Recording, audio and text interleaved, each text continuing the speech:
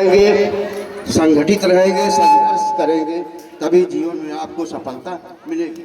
मैं छोटी सी शिक्षा के लिए संघर्ष कैसे किया जाता है, किसने कैसे किया, एक 9 साल के बच्चे की कहानी मैं आपको सुनाने जा रहा हूँ। छोटी सी कहानी, बहुत लंबी नहीं है, लेकिन वो भी मैं सिंपल इंग्लिश में सुनाऊंगा आपको, क्योंकि आप सब लोग अंग्रेजी पढ़ते हैं। समझ गए बात?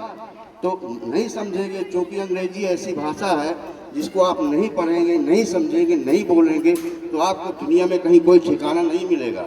अगर आपको आती है, समझना आता है, बोलना आता है, तो आप दुनिया के किसी भी कोने में चले जाएंगे, आपको रोटी की कमी नहीं होगी, पैसे की कमी नहीं होगी, सम्मान की कमी नहीं होगी। तो सुनिए आप, और ध्यानपूर्वक बच्चों सुनिए।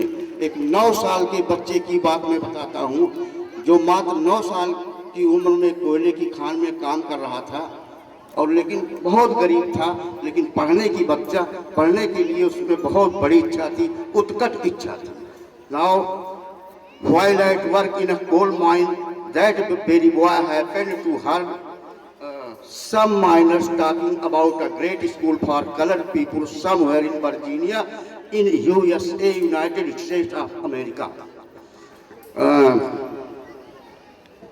This was the first time that he had ever heard any kind of school or college that was specially made for colored people, means Negroes.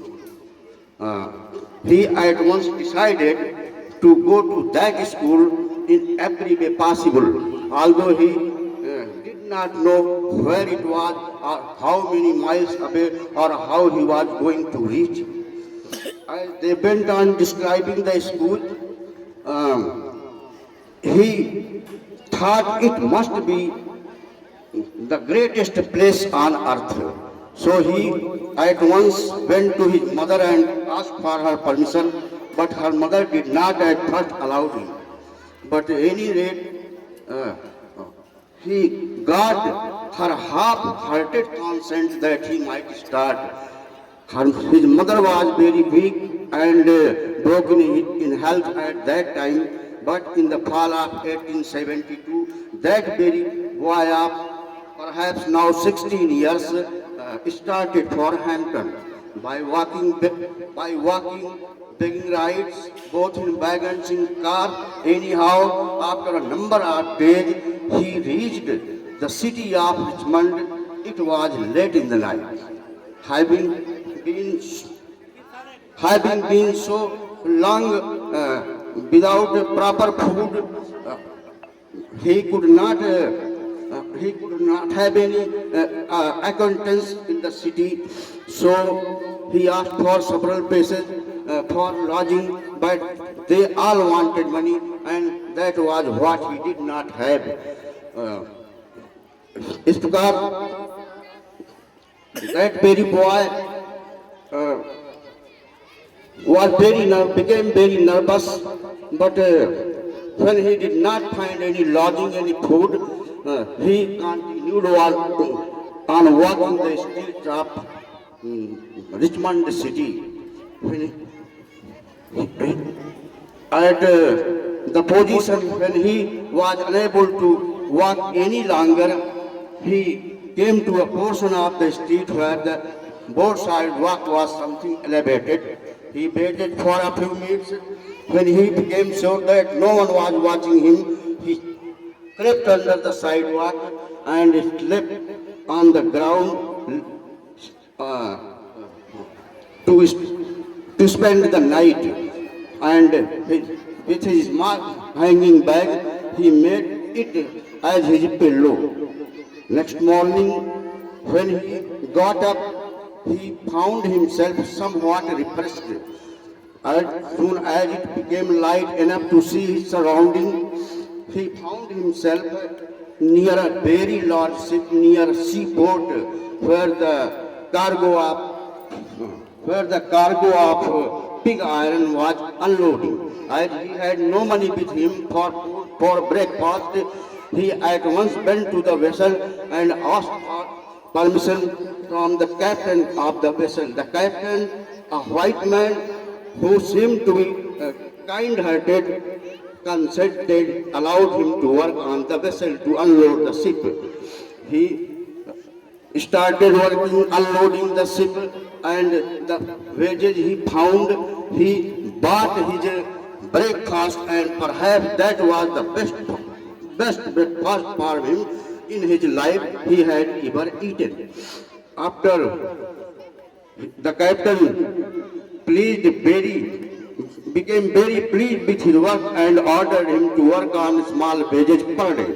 So he continued on working the that very ship in unloading the cargo, unloading the pig iron, and after so many years, when he had saved enough money, he started for Hampton Normal Institute again. When he reached the ground of the Hampton Normal and Agricultural Institute, he saw the first sight of the school, three-story brick building, seemed to give him new life.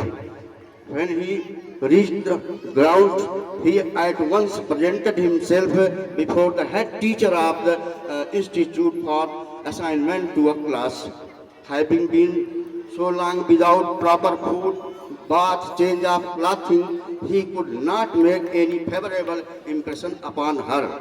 For some time, she did not refuse, neither she gave any permission as a student, but he continued on lingering about her. So that very boy tried his best to impress that very head teacher in every way possible, but she did not allow. At last, after many hours had passed, she asked him to sweep the music room, the adjoining music room. She said to him, the adjoining music room needs sweeping. Pick up the broom and go and sweep it.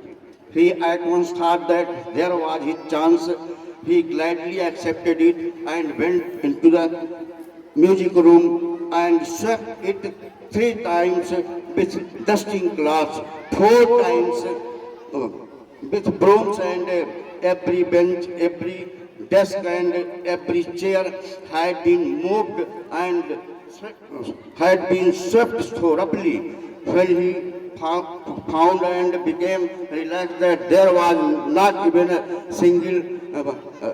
single part of dust in any corner or closet of that very room, he at once reported the head teacher to inspect the room. The head teacher, who was a young woman who knew where to find dust, she took out her handkerchief and rubbed it all the woodwork around the wall, every bench and every furniture. When she did not find any particle of dust in the room, she at once remarked, "Oh, well, I knew you will do it." And this way, she gave him admission, she assigned him to a class, and that very boy got his education in that very institution.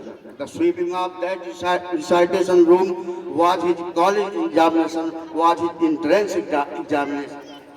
It was that very examination that he had ever passed. Later on, he completed his study in that very institute and became the janitor of that very school, and afterward became the dean of that very school, that very institution. He became the vice chancellor of that very institution, and later on became a Negro reformer, educationist, social reformer, and that very man came to be known as Booker T. Washington. तो in this way मेरे कहने का तात्पर्य ये है बच्चों, if you work hard, you will have the joy of your life, you will get the purpose of your life, you will enjoy the joy of your life. Thank you. जय हिंद, जय भारत.